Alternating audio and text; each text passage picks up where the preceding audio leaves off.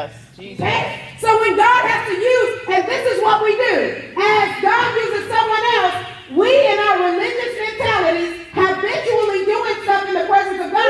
It goes on to say, it says, yet they seek me daily. How many of you in here pray? Hallelujah. You seek God daily. And it says, and delight to know my ways. Many of us, as we're going before God, we want to know the will of God. We want to know the plan of God. We want to know the instruction of God. God, don't let me walk the wrong way. But when God gives you the instruction for the path to take, a lot of times when you don't do it, you're being just like these people. Yes, God. You're being just like that person. God keeps telling you the truth of the instruction that will get you out of the mess that you're in, but instead of obeying that truth, you'd rather keep seeking Him to find out if there's another answer. You want to find a hoodwink. That's all I'm trying to say. I'm going to stick with my title.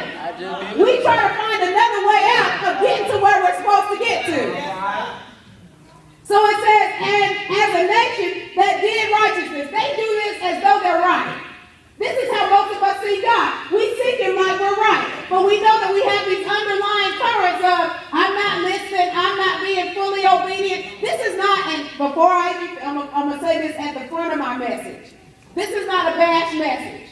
This is an awareness message. If you're going to be aware of anything, God is trying to walk each of you individually into a promise.